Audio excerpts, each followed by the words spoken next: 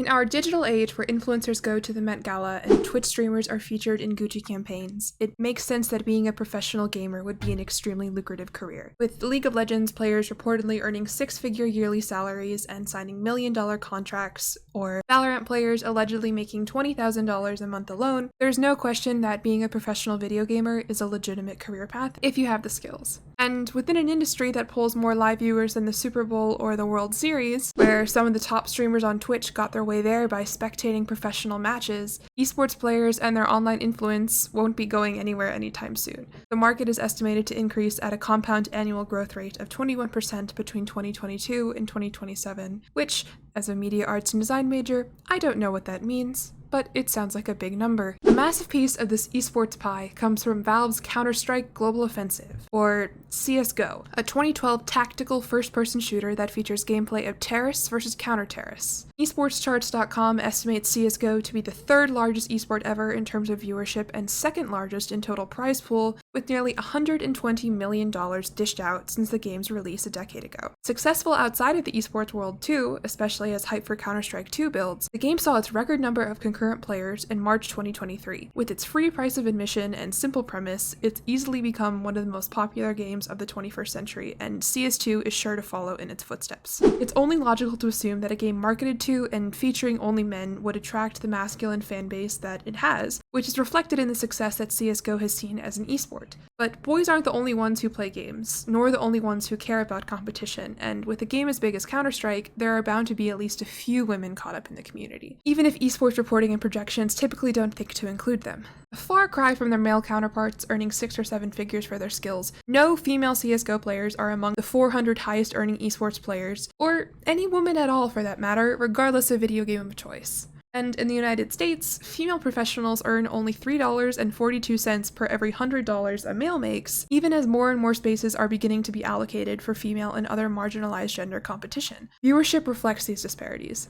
Even the peak viewership for a female Valorant team's match, an open qualifying match between Disguised Toast's Disguised Game Changers team and Shift that cracked over 100,000 concurrent viewers across channels, pales in comparison to main series VCT numbers. But 100k viewers is far more than any female Counter-Strike team has ever hoped for, with the most watched female CS game peaking at 53,000 viewers in 2022. It follows then that many of them abandon the first-person shooter game for its more welcoming counterpart, because Game Changers is growing, and so is the demand for women in esports spaces. Many organizations have announced future commitments to female pro leagues, and we'll see how that goes. But Counter-Strike might actually be ahead of these titles, for in 2021, the ESL, or Electronic Sports League, announced their ESL Impact Circuit to provide exposure, tournaments, and prize money to female CS teams. Different from Valve-sponsored major events, the ESL Pro League's female counterpart is definitely a step in the right direction, even if prize money and production costs vary greatly from the male to the female stage. With CS2 on the horizon and a whole new world for Valve to explore, especially after witnessing the success of their rival's Game Changers program, it seems like the perfect opportunity to bring more women into the scene, or to simply incorporate the ones that have always been there. Because, as I will now demonstrate, women have always been a part of the Counter-Strike community, both as competitors and casual players, and a dedicated space deserves to be made for them within industry-sponsored esports events. Though esports have technically been around for as long as video games have, which is a debate I will not be starting in this video, the turn of the century marked an important shift in the market's development, with broadband internet forever changing the way that online competition looks. Modern esports fans might be familiar with contemporary female powerhouses like Ksenia Vilga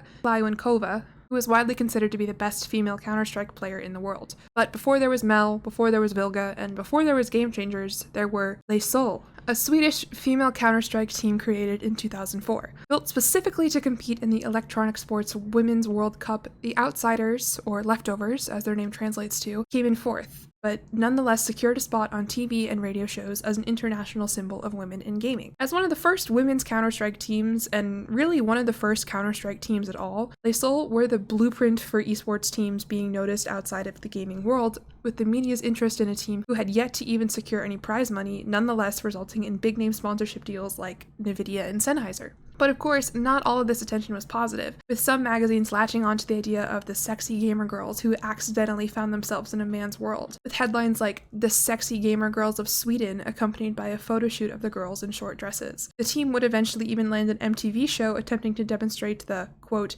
5 Swedish girls going commando on a gaming tour that's pacey, sexy, and oozes cool. Though successful in spreading the idea of women in gaming spaces, the show portrayed the girls more as objects rather than pro players, which is all they wanted to be recognized as. You played the game naked very often? No. There might have been only 16 teams at the 2004 World Cup, and only a handful of other female-only CSGO competitions in the 2000s, and the media's receptions to the ones who did exist might not have been entirely positive. Are your breasts real, or are they enhanced? But Les Seules undeniably brought light to a growing community and inspired others to get involved at a time when being a woman in a gaming space was incredibly uncommon, let alone a woman in a first-person shooter gaming space. Mayra Ipsa Perez, another Swedish Counter-Strike player and caster, cites the 2005 DreamHack event that Les Seules competed in as one of the first instances she remembers of women playing the game and enjoying themselves. Quote, "I wanted to be a part of that sisterhood," she told The Verge in a 2019 interview. Quote, "Those female teams and players gave me a goal and a purpose as to why I wanted to keep playing." In 2008, Perez would join the team and lead them to a $7,000 prize at the Electronic Sports World Cup Masters of Paris. Early Counter-Strike competition generally gets overlooked in favor of post-CSGO release events, and so it's no surprise that information about women's tournaments can be tough to find. But a few deep dives into Wikipedia records and careers of modern esports stars like Evil Genius's Coach Potter shows a vast, though underfunded, network of female-only esports events, which include teams from across the world. The female scene of early Counter-Strike esports is filled with women trying to make space for themselves in a world dominated by men, though their media attention, even with TV and radio shows promoting them as sexy gamer girls, is dwarfed by the sort of popularity their male counterparts earned at the same time. But video games aren't just about esports, and not every girl wants to be a pro. So what did casual play look like?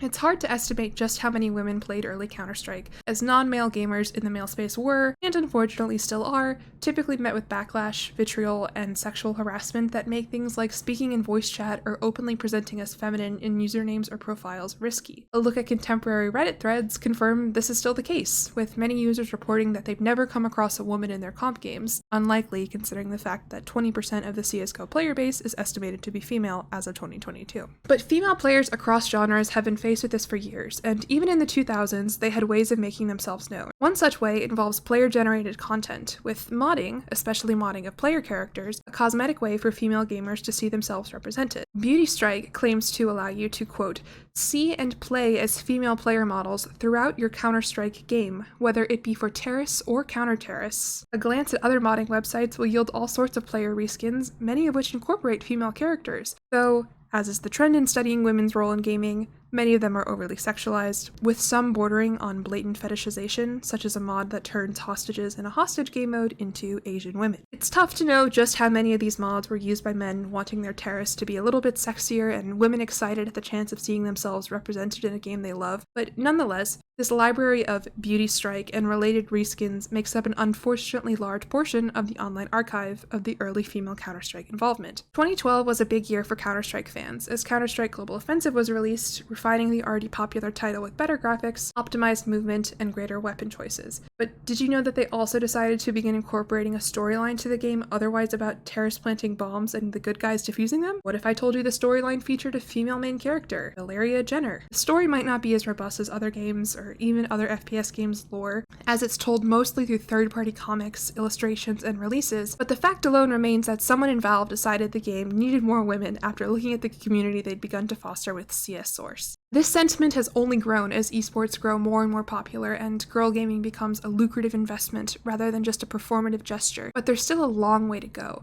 We might be past the sexy Swedish Counter-Strike MTV show of the early 2000s, but not without considerable bravery by the women involved who forced their way out of such stereotypes and continued to do what they loved despite the gamer girl box they had been shoved into. Girls are going to be a part of video game communities whether they're wanted or not, and esports leagues should reflect this. So consider this video my request to Valve to follow in Riot Games' footsteps and put their female audience first. Game Changers is only going to continue to get more successful as bigger esports names throw their hat into the ring. With your support, the already thriving female Counter-Strike community that I've demonstrated as existent since 2004 could have a new stage to call home, which, as we've seen from even the earliest teams in the game's history, promotes female involvement in community and inspires others to continue doing what they love despite backlash or harassment.